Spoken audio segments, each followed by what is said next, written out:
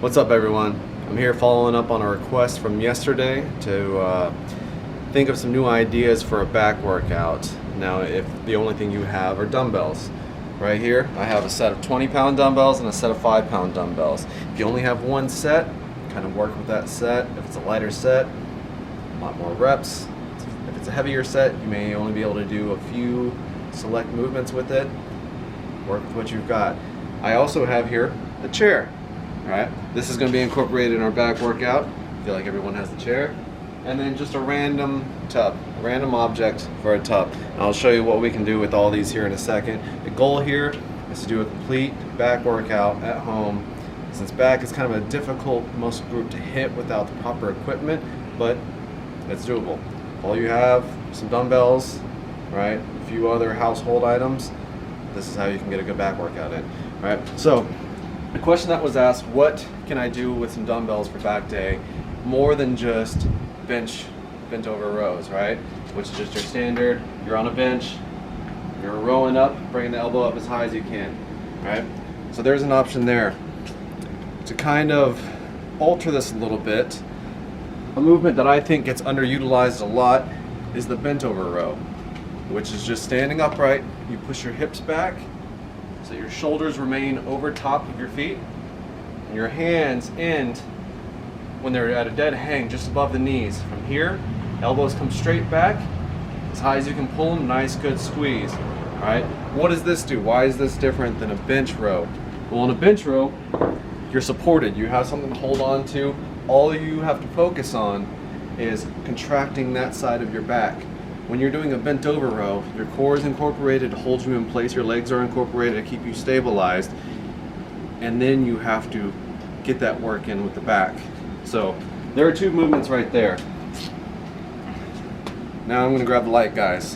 What am I going to do for back with these light weights? Well, you sit down in a chair, put your feet out a little bit in front of you, fold all the way over as far as you can, right?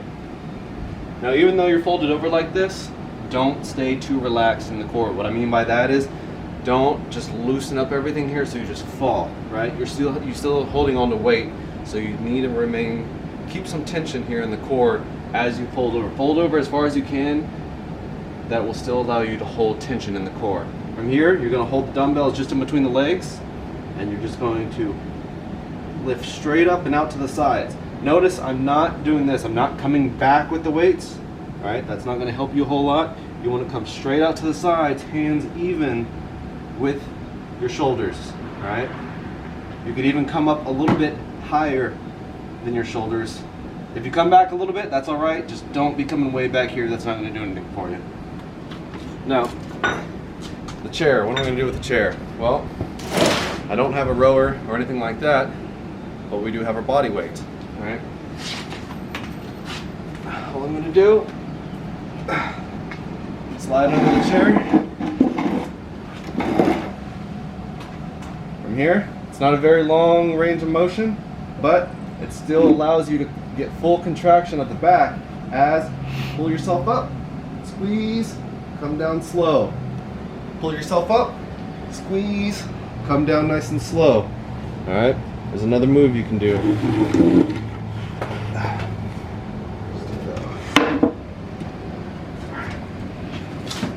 All right. Now, random container. What am I going to do with this? This is nice and full. It's not super heavy, but just heavy enough. We don't have a barbell. Well, we do have a barbell here. I'm showing you something you can do without a barbell, just a random object. Find something that's similar to this, something that's even, that has a pretty even weight all the way across it. Something with handles preferably, or something that you can at least hold on to. Practice picking things up, which is a deadlift. You're practicing your deadlift, right? Practice good form. Push your hips back to pick up the item, right? Don't pick it up like you normally would, where you just fall over. You're like, all right, oh, okay, right? You ever notice pull your back doing something like that? It's because you're not picking things up correctly. A deadlift teaches you how to pick things up correctly. So start off pushing your hips back. Reach down, grab your object, pick your chest up high, flatten out that back, hips are back, Hamstrings are loaded, meaning I can feel a lot of tension in the hamstrings. Keep the core tight. Push your hips forward until you're in upright position. Squeeze those shoulders back. Remain tension until whatever weight you're holding is back down on the ground, right?